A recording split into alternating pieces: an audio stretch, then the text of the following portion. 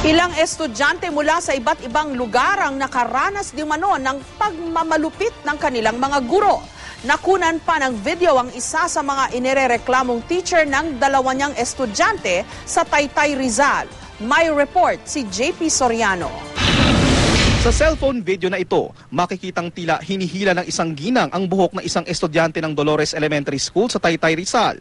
Kwento ng estudyanteng nasa video na si Roy, hindi niya tunay na pangalan. Teacher daw niya ang nananakit sa kanya. Nabunutan. Sinabunutan ka? Apo. Ba't ka sinabunutan? Sumigaw lang po ang pugo. Ha? Sumigaw lang po ng pugo. Sumigaw pa ng pugo, tapos anong ginawa sa'yo? Nabunutan po. Anong sinabunutan ka? Anong ginawa mo? Kaya po. Pumunta na po ako doon sa school. Bali sa principal. Ngayon, pinatawag po yung teacher, pinagharap po kami. Sabi ko, ma'am, kung kayo po ang nasa lugar ko, anak niyo po ang saktan, di ba masasaktan din mo kayo? Hindi po siya kumikibo. Sabi niya po, pati nga nung video kung talagang ako yun. Pero pag pala anak mo sinaktan ng ibang tao, masakit po. Kuha raw ito ng kaklase ni Roy na madalas din daw makatikim ng masasakit na salita mula sa guro. Nagreklamo po kami sa principal, sinasabi po hindi po naniniwala. Sinasabi na kung mali na naman daw po yung mga sinusumbong. Kaya ikaw, anong ginawa? Binidyo ko po.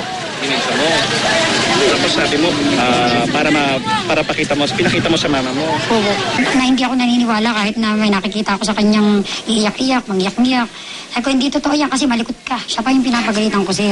Tapos dumating po yung sa time na nagka-cellphone po siya. Kumuha po siya ng ngayong nga po, katibayang na. Kasi mami, ayaw mong maniwala sa akin. Ito na ako, binidyo ko.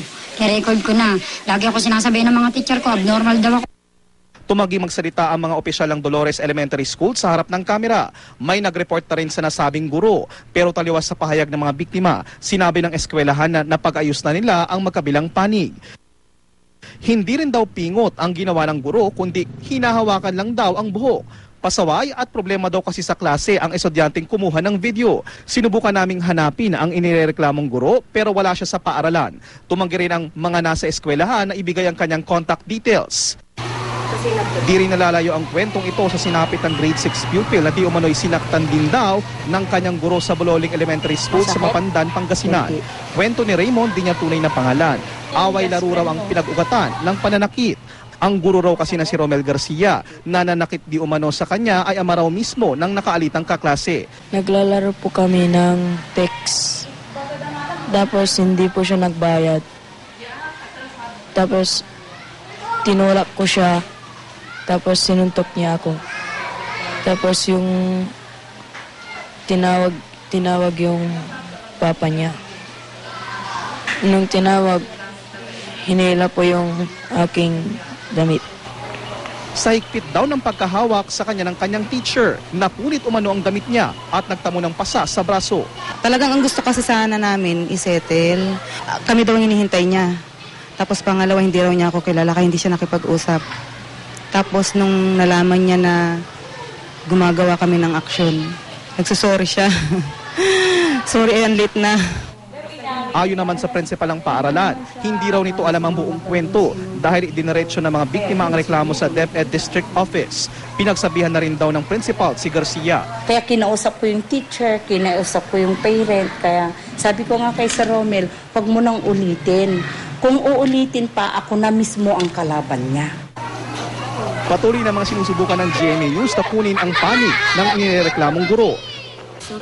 Takot din ang nararamdaman ng dalawang fourth-year high school student matapos di umano silang pakainin ng papel ng kanilang guro sa Mandaue City, Cebu. Kwento ng mga mag-aaral, nagalit daw ang kanilang guro dahil maingay at magulo ang kanilang klase. Sa galit, iniutos daw ng guro na kainin nila ang kanilang math answer sheet habang pinapagalitan. Hindi kaon pero wala di man madagton. Nya kanang kuan naman ang papel sa akong baba kanang muto na kanang gihanan ko niya kuan mono black chair.